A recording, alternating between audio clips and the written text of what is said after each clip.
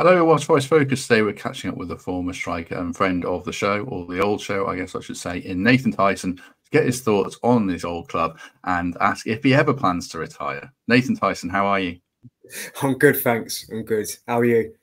Yeah, good. Good to have you with us. You used to be quite a regular on Garibaldi Red. You've been busy. Life gets in the way, but it's good to have you back with us.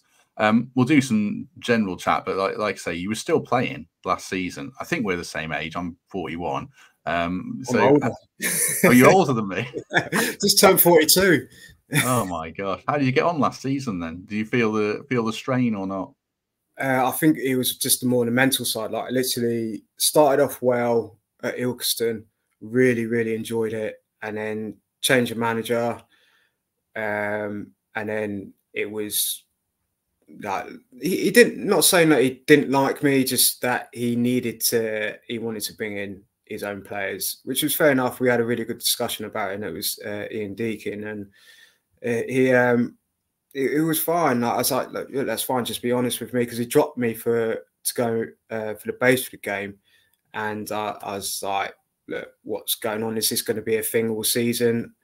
And he was honest, and I was honest, and that's it. And there's never been any bad blood. And ended up going to Long Eaton with Lewis McGugan, and then he ended up leaving.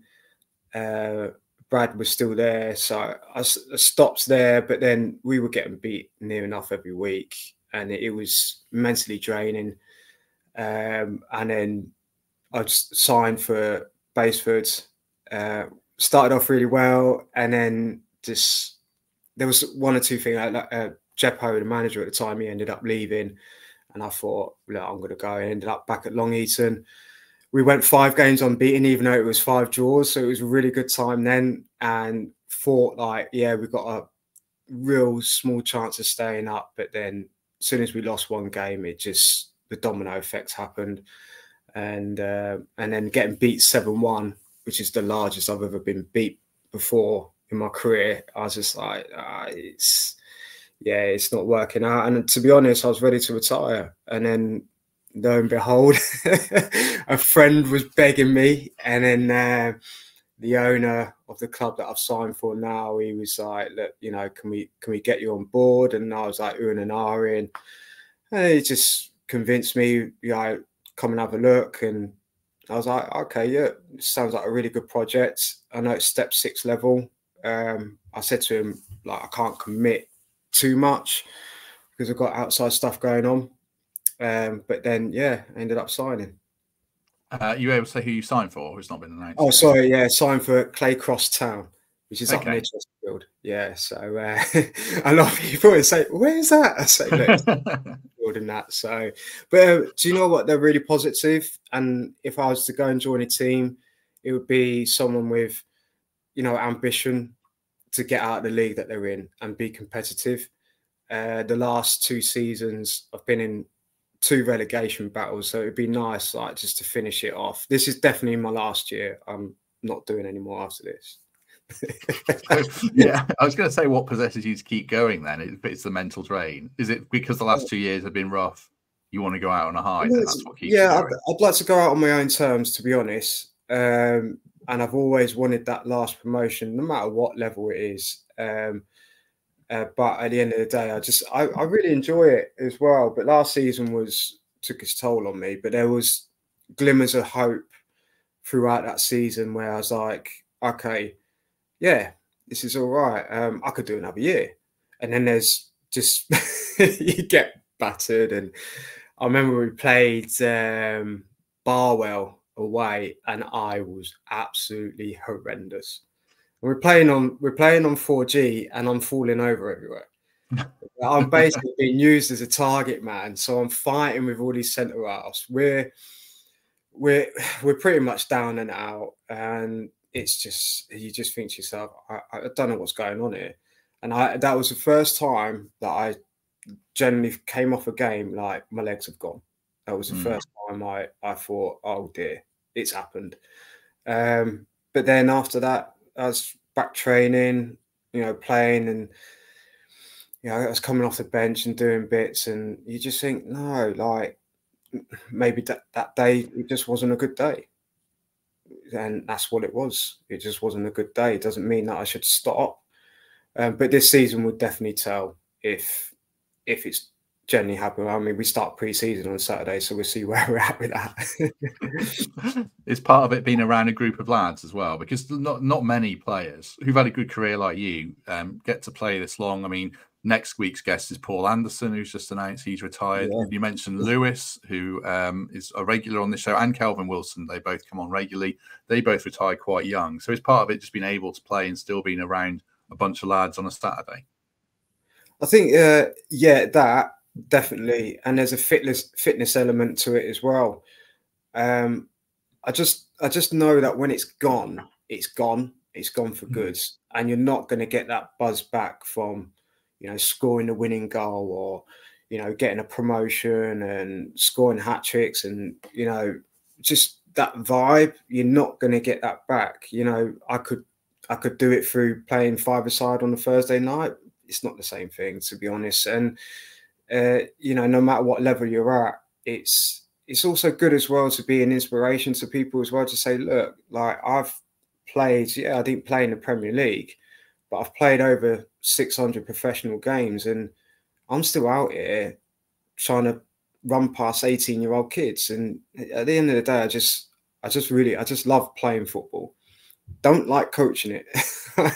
That's a different thing, different matter. But it's definitely why I still want to do it. And there's, you know, the health element to it as well is just something that I just want to stay fit as possible. And everyone always says, look, play as long as you can.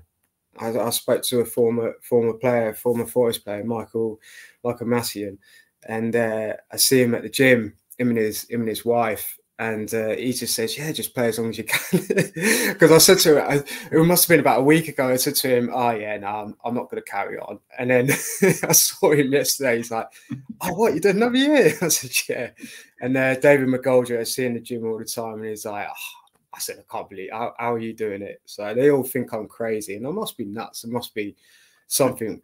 I'm not wired right. So, but to be 42 and still playing at, you know, relatively decent level, I'm very grateful for. I'm grateful for my health as well. How does the buzz of scoring a goal at that level compare to scoring a goal for Forest? Because it's not going to be the same, but is there still there must be a big satisfaction in it still? Yeah, it's just fans. It's just fans. I mean, these levels, like someone's coming past, you know, with a hot dog and walking their dog as well. So it's, you know, and a pint in their hand and that, you know, when you're playing at big grounds, it's just obviously the volume of people, you know, to be able to score a goal and just seeing thousands of fans smiling, jumping up and down, cheering, chanting your name. Words can't describe that feeling. You'll know that when you do that, you've done something right in that game, or you've done something right throughout that season. For people to be off their seats and then enjoy and be entertained as such, because it is an entertainment, really. If you pull it down, I mean, it was, and now it's very tactical. But there's that element. People are coming there to be entertained, whether win, lose, or draw, and they pay good money for it. And you know, players are grateful for that, and certainly I have. And there was at times where I didn't really get along with certain fans, but that's life, you know. But when you look back on it, you're like, I saw some of my old highlights, especially when I first come to Forest, and you just know that you see the fans in the crowd and they're off their seats, and it's just like, wow, you know, I did that, and that was my dream, and it was a dream come true. What do you kids think about seeing those highlights? I know you've got some older girls, a couple of younger boys. Are they bothered at all about it or not? I think my daughters are still. I think they're all annoyed still that I moved to Derby from Forest. It's like, Dad, why'd you do it? And I was like, oh, it's like, I had no options, and I had to stay. I've gone through the whole story with them anyway. Yeah, I'm not going to elaborate on it anyway. But yeah, I think when to be fair, I had this conversation with eldest son, he's 14, nearly 15, and he loved it when he came to watch me at Doncaster and at Wycombe Wanderers. He actually loved going to Wycombe Wanderers. And I was like, wow, like that caught me a bit off guard. He actually took note. I think he loved the fact that when we got promoted, I paraded him on the pitch, and it was fantastic to be able to do that. And that for me is probably why I still keep going, because I've got 5 kids now, and I all want them to see me play and me to show them and say, look, this is what your dad achieved. I came from nothing and fulfilled a dream of mine. Yes, I didn't get into the Premier League, but I did play for my country. I've scored goals. I've played against big teams, against big players, and I achieved a lot. In my personal opinion, I achieved a lot from coming from, you know, I had one attribute as a kid, and that was my pace. And other kids had a lot more than me. But one thing that I did have with my pace was that I was determined to succeed, and I was determined to learn and be better. Like, football was my life, and it was my only life, and it was my only path, apart from I had the option to do athletics, but my grades at school weren't good enough. I had to go to uni to do athletics, and there was no chance that that was ever going to happen. We'll come on to actually we'll talk about coaching now. Actually, you mentioned you don't want to do coaching at all. So what's the plan? Why don't you want to do coaching, and what's the plan after football then? Coaching in football. I mean, I love playing it. Don't get me wrong, but I just feel like some of the enjoyment and the freedom of expression in football has been sucked out of it. I think we're coaching players to be robotic rather than just using their brain to work solutions out for themselves. Coaches are very quick to say, no, don't do that. You do it this way. You do it this way. You do it this way, rather than letting the player work it out for themselves and show their ability and express themselves. I feel like we are taking it out. Obviously, there has to be structure. Completely agree with that. But when you're in that final third, I was watching the England game. Too many times we get into a good area and we come back, and you wonder why Harry Kane's only had one chance at goal.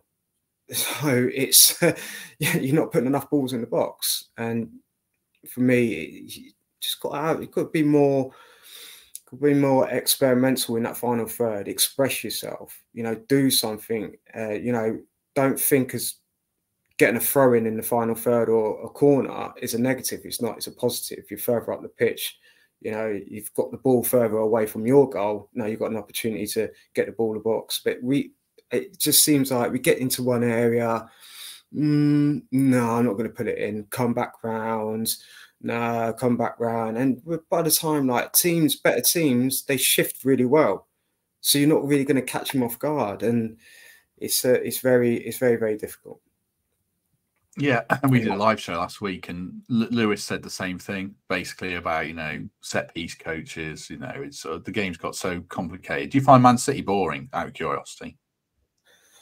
Because they're probably the most robotic team, I would say, but they're so good, but it is so functional in a way. There's no like Jack Grealish, that when he was at Aston Villa was a totally different player to what he is now. All that expression's been taken out of him, and you can argue it's better, but yeah, do you find that a bit dull to watch them? A little bit. I think there's just a massive difference between, obviously, like, Man City's Man City, but like when, for instance, this season when I've like watched Forest play on the TV, it's not just the structure. It's just like the whole atmosphere. It's just nothing. It's just, I feel like I've gone to an NFL game where there's not much chanting going on, or, you know, the crowd. It's just very dull. And I think with Man City, they just know what's going to happen. You know, it's almost like Formula One, should I say? Like, we know now, more than likely Verstappen's going to win. So, and before that, it was Lewis. So I love Formula One, don't get me wrong, but it just seems like, oh, it's Man City. Yeah, we're going to be up there, probably going to win it. And I think the fans expect that. But, you know, when you watch a Forest game, I think that Forest fans have been probably the best fans in the Premier League for the last 2 seasons. Just the atmosphere just looks absolutely incredible. I'd love to get down to a game and just experience that all again. What about life after football then? Because you do need a plan. I mean, is there one or not? Yeah, there is, finally. It took me a while. I dibbled and dabbled in a few things, but this one kind of happened by mistake, actually, through my son, through my 5-year-old son, Lennox, who doesn't really have much of interest in football, and he just loves running, jumping, throwing. Like he just sprints everywhere. If he's not on his scooter, he's running. So I thought, right, okay, well, you know, I'm going to look for a mini athletics class. Unfortunately, there's not one in our area. And I got talking to Kirk, one of the founders, him and his wife, Kirk and Claire, at Mini Athletics. And lo and behold, we start talking about the franchise and, you know, what we can do. And I just thought, wow, this ticks everything, because I was looking to do, you know, football, but for real young ages. And it was just too saturated for me. I wasn't going to get as much enjoyment from it. And athletics has always been a passion of mine since a very, very young age. My mum was done athletics. She was a sprinter, albeit amateur level.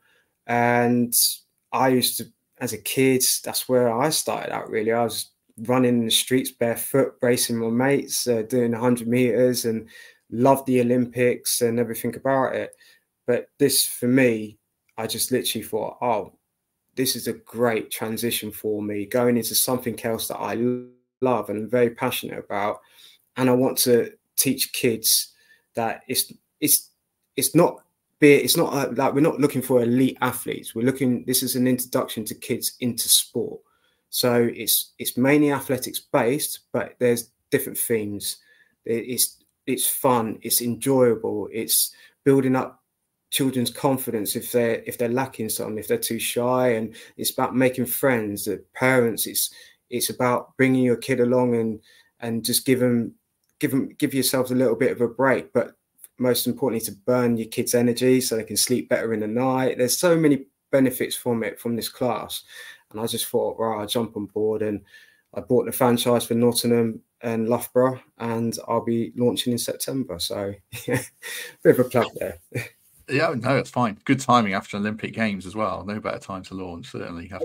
I know. I didn't even realise. I was like, oh wow, it is the Olympics. So, yeah. So hopefully that will, you know, inspire a few people to come along, and it's enjoyable. You know, you'll see me. It's, you know, we've got 1 week where we'll be like, it's dinosaur themed, and, you know, we'll be running like a T-Rex and stuff, and, you know, and it's from ages from walking age right up to the age of 7-8 years old, and, you know, we have different styles of coaching through the ages as well. So I'm really looking forward to it, but it's just a lot of training at the moment.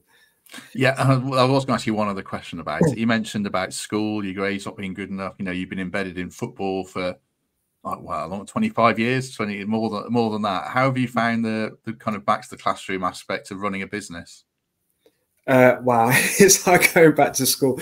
I'd already done, like I said, I dabbled in a couple of things. I've actually worked in schools as well, and you're just like, wow. Like mind-boggling, but it is literally, it's more the technical aspects of it all in terms of you know, computer skills as such. And sorry, there's a magpie in my garden. Salute it. Is that a thing? Salute a magpie? I think there's 2 in there actually, so now it's good luck. So I'll take that one back. Why do you salute it? Is saluting a thing? Yeah, 1 for bad, 2 for joy. Yeah, I've heard that. 4 for boy. Do you not know that? I've heard bits of it. What about the saluting thing? I've not heard that. Is that something you're supposed to do to a magpie? Yeah, no, if you see one, you're meant to salute it, and apparently it's meant to cancel out the bad. So, There you go. I've been educated today, like you yeah, have been it's in this athletics. superstitious. Yeah, I blame my mum for that. So she used to do it all the time. So yeah, do you know what? Funny enough, loads of players do it. It's Do they? ridiculous. Yeah, we're be on the coach. I remember at Reading, we're traveling, and James Harper and Andy Hughes were dead superstitious. If they saw a magpie, they wouldn't salute it until they seen the second one. So you could be like 45 minutes. You see one, you're like, they're just looking out the window. Like, what's going on? Like, where's this other magpie? And then, it's crazy. I mean, I'm not that bad, but it is pretty bad. So superstitions, it's crazy. Back to computer skills. Sorry, you were saying you've had to adapt in that sense. Yeah, I had to adapt in that. But you know what, Kirk and Claire at HQ, they're really helpful. The training that we're doing it's spot on. So I am getting there, but I might need my daughters to try and help me with the old social media stuff. But I'll be all right. Once, like I said, I've got a lot of training to do, and you know, it'll be fine once I get the launch done. I'm just excited about getting it done. Excellent. We'll just take a quick break, 30 seconds for our sponsors, the Trent Navigation. And then on the other side, we'll talk with Nathan about Forest and Nuno and get his thoughts on the current setup. But I'll see you in 33 seconds after Matt Ford has given his endorsement for the Nav. And not just great beers, but immaculate inside. Cobs on the bar. What more do you want? I would say it was well priced as well. And then, obviously, as you know, the big shed outside and what they've done on match days is phenomenal. That's become, when I first started, you know, as a kid, I never really heard of the Trent Nav as like a big place to go. And then the last few years, it's really grown in stature as a pre-match place to go. I love it. And I love the fact that it's on the way to the ground. And I just love everything they've done with it. It's great. There you go. We're back. Got to pay the bills, Nathan. As you know, now you're a businessman. Right. Yeah. Sorry, no, I think my wife's just looking for the dog there. She works from home as well, so she's got a fantastic business as well. So we're very, very, very busy at home at the moment. I'm not surprised. You've got all these kids. Yeah, you must be knackered all the time. How old's your youngest kid?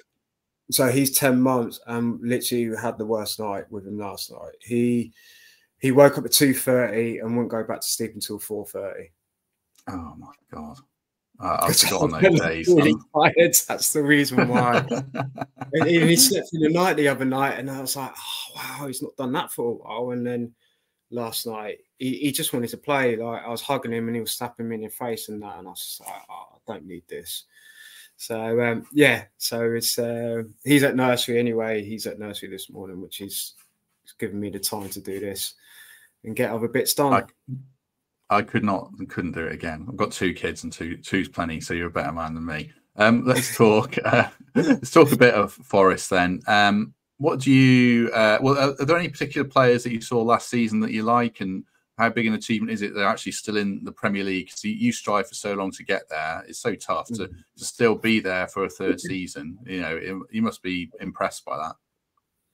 Yeah, definitely. I knew they were going to stay up, because just the caliber of players that they got, the squads, and to be fair, the teams that did go down, they were better than them at the end of the day. But yeah, the players that stood out for me, especially Callum Hudson Adoi, like we spoke to you before, with this, it's just nice to see him getting regular game time and just expressing himself. The amount of times that he cut inside, and you just know what was going to happen, but it was just fantastic to see that he could just do it over and over and over again. And that's what I mean. He just uses his attributes, and something that he's really good at. He's like, I know I'm good at cutting inside and getting a shot off from my right foot, so I'm just going to keep doing it until they stop me from doing it. And he just done it, executed it like near enough every time, should I say. But it was just fantastic to see that a player was going out there, expressing himself in the final third, doing what he's really, really good at. And, you know, it's just nice that a manager hasn't taken that out of him, and he's now developed really well, and it's fantastic to see him doing well. Obviously, Gibbs White as well. Like he's been fantastic, absolute fantastic signing, and really do hope Forest keep hold of him for as long as possible, because he's been phenomenal and he's only going to get better and better. How much technical ability does it take to do what Hudson Adoi does? Because, like you say, he does it all the time. You know he's going to do it, but it's so impressive. From experience, how hard is it to do something like that, repeatedly?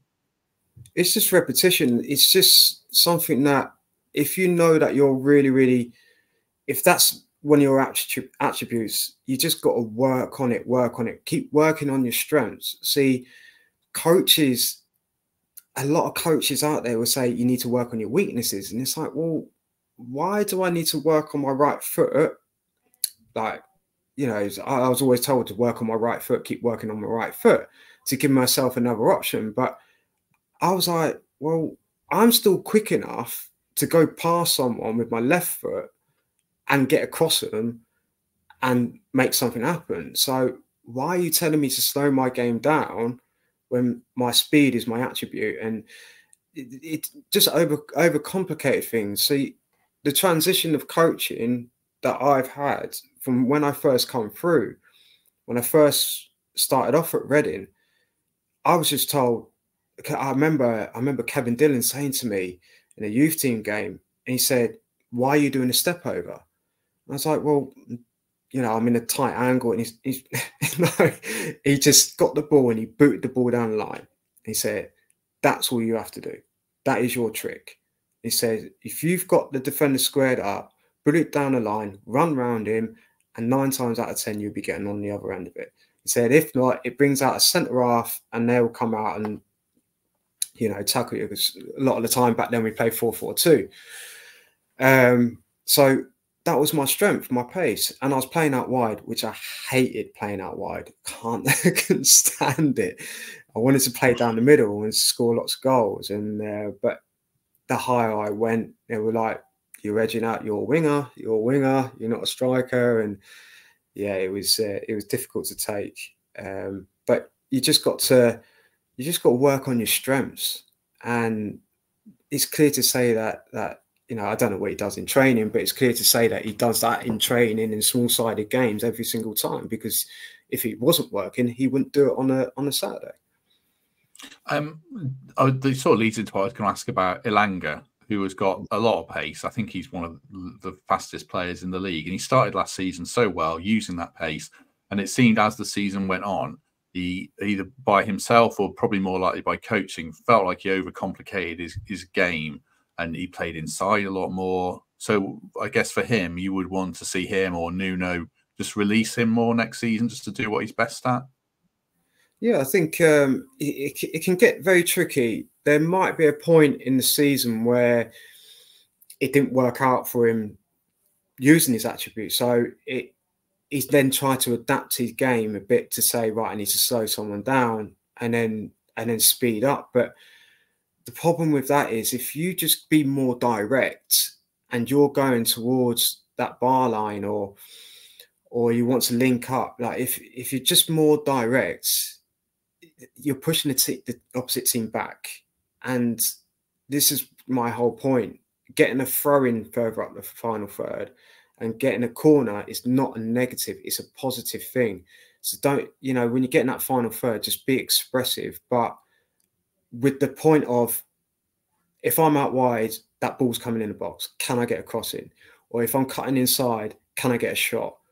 You know, just don't overcomplicate things. Just be free. Be free. Stick to your structure of your defensive work where you need to be and stuff. Like, you've got to stick to that structure defensively. But when you're going out and you've got the ball, express yourself. But express yourself in the right areas, obviously. Don't express yourself in your own final third, but express yourself further up the pitch. And yeah, it's a bit frustrating seeing someone with such amount of pace use it to your best ability, because it's a God-given gift when you're that quick. I don't know how much you've seen of the Euros. I've been watching quite a bit. Like I watched Turkey v Georgia, and it was a brilliant game. And it feels like quite a few of these games, like players are taking shots from outside the box, which I feel like you don't see now. It feels more free and more natural. And when you watch the Premier League, a lot of the time it feels like you're just setting up a play to get an underlapping fullback to pull the ball back low for someone's tap in. That feels like the goal you have to score, that kind of thing. Does it feel like the game, especially in Premier League, then it's just overcomplicated and over sanitized from what you're saying, you think then? Yeah, I think it's I feel like you can, when you go into the Premier League, from what I've seen, it's almost like teams change their, obviously have to change their bringing players and whatnot, but they seem to go away from actually what got them in there in the first place. Of course, like you got almost got to be guarded as well. It's like if you're going in the ring with Mike Tyson, like you're not going to try and punch him. You're just going to protect yourself. So because you know this guy is going to batter you. That's like going to play against Man City. So you want to protect yourself as much as you can, and then catch him on the break. But that's what I mean. It's got very technical to the point of you must keep the ball. You must keep the ball. And that is just rammed down their throats, which it's great. But I don't want to see my goalkeeper, my centre-halves having more touches than my midfielders and my wide players and my strikers. Strikers are like non-existent. Even at the level that I was playing at last season, you're like non-existent at times. You're thinking, I've only had 2 touches of the ball here and I've not even had a shot on goal. Then that's the issue, where if that's happening, and that's happened with Haaland this season as well, he's not getting that many touches, but are they getting enough balls in the box for him to get goals? And number 9 is like almost non-existent now. And it can be quite boring at times. Like the England game, I could switch off. I find it a bit boring at times. I watched the French game as well. Sorry, France. And it wasn't until Mbappe actually got into the final third, did a step over, and that's what I mean, put a ball in the box. That's what it's as simple as that. So I just like to see there be a bit more excitement, but I just don't know whether that will happen. But not saying that I'm being really negative here. And I do like to be positive, but there does need to be a little bit of a shift. But I don't know if that will happen anytime soon. No, we're recording this just before England play their second game when this goes out. Yeah, it was interesting. Like Mbappe missed the chance, but just his raw pace when he ran in behind an Austrian defender and absolutely burned. There's 2 of them, I think he ran past. I love seeing that. Where he did miss the chance, and in it with like a Steve Bruce broken nose, so it wasn't his night, unfortunately. But yeah, love to see that. Yeah. Just going back to Forest then, Nuno is going to start his first full season in charge. Came in difficult circumstances and got the job done. I think it's fair to say he kept Forest up. From your experience playing, different clubs, different managers, how much of a difference does it make having a manager who has the pre-season rather than one who comes in? Is it chalk and cheese really or not? Yeah, it's huge. I just my experience with we had it with Billy Davis. So obviously he came halfway through the season. I think we were in a relegation battle and we turned it around and stayed up. Stayed up quite comfortably that year, to be honest. And then you saw the change. Like we already initially saw the changes of what he wanted to bring and what he wanted to change, the intensity and the work rate and what we were doing. But then when pre-season came, my God, the work really came into force. Like the running sessions, the drills, diet, everything all came into play. And that was a change. Like players came in as well. We signed quite a few players and it just changed the dynamic. And then we had this like positive, like, oh, like, we look like a team, we look like a team. And lo and behold, that season was a fantastic year. Just unfortunately, we didn't get across the line. So with Nuno coming in and having that first pre-season, it's going to be vital what he does and and the changes that he makes, he can really cement his philosophy in what he exactly wants and the players that he needs to do that. Yeah, and I feel like there's a pattern of a team emerging. I know we've lamented the top ends of Premier League football, but Forest do play some good football under Nuno. And the other thing you mentioned there about, you know, new signings coming in, there's been such a turnover of players at Forest. There always has been. There was when you were there. But if they can just tone it down to 8 signings or something like that and have some continuity around the core group they've got now, will that be a big help, do you think, as well? Yeah, definitely. I think you do need to shave it down and just stop with the turnover. But that's because of change of managers. That's why the turnover has been like that. You know, players on big contracts, you know, 3-4 year contracts or whatever. That, you know, they're not in a rush to move clubs, unfortunately. So it's just getting that balance, really. You know, stop with the turnover. You stop the turnover of managers, stops the turnover of the players, and you know it'll be good to see him have that amount of time as Steve Cooper did, and hopefully push the club further forward. But yeah, the turnover of players is quite embarrassing. Are you going to go again? Is that your Forest plan? Get down a midweek game, maybe. Yeah, hopefully, if I can get the time. I know Julian Bennett's doing a few bits and bobs, and obviously Paul Anderson. So I try and get, and Lewis McGugan as well. So trying to see if I can nab a ticket off them and go to a game. So I think they do some hospitality work there as well, and I think I might join them and see you know, go along and meet a few people, get some stick about moving to Derby and all that stuff. So, and get all used to it now. Do you still get it? You don't still get that in the street. I mean, on the old podcast, you explained your reasons, and you touched on them there about, even though, you know, you no choice, you quite were keen to stay at Forest, etc., etc. But do you still get a stick in the street or not? Yeah, I get not so much. I mean, I think people are quite respectful, really. It's obviously that's the past. It's the past.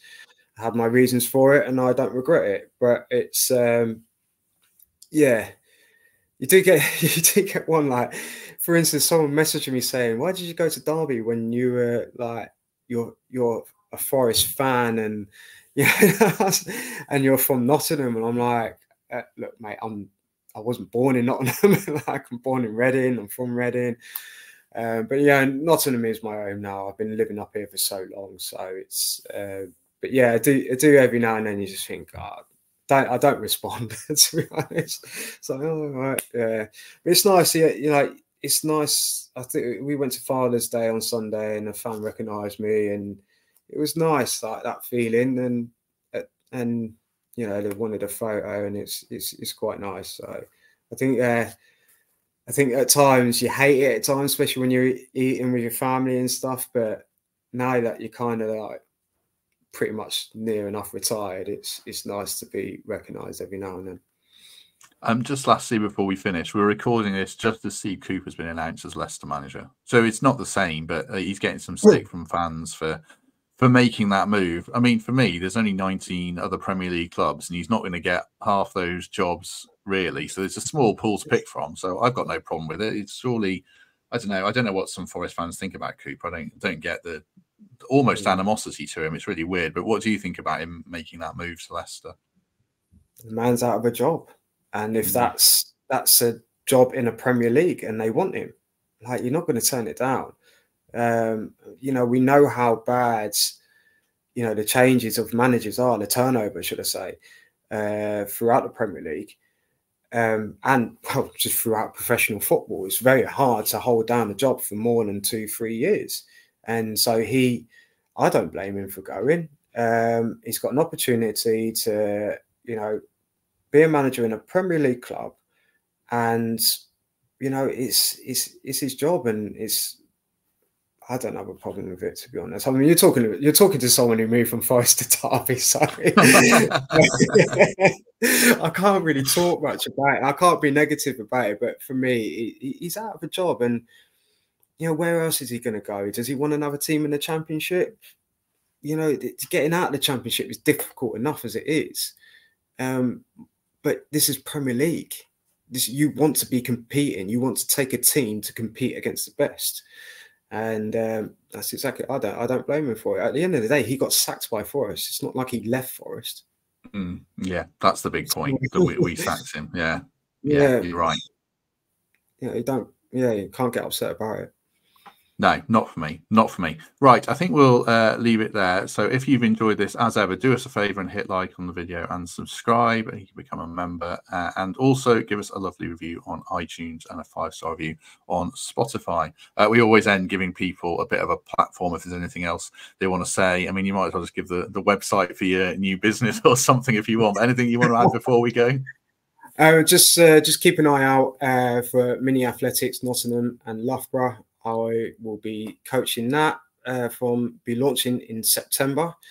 Announcement of venues and times and will be announced just before the launch, well, towards the end of July. So keep a lookout for it. Mini Athletics, Nottingham and Loughborough. Sorry, I had to plug it. No, that's good. It's good. The least we can do for you. The least we can do. Right. Thanks very much to Nathan. I'm not sure when we'll be back because of the way this has been recorded and put out later, but something towards the back end of the week, no doubt, and obviously on Monday as normal. But in the meantime, thanks for your company. Have a good day, and we shall see you soon.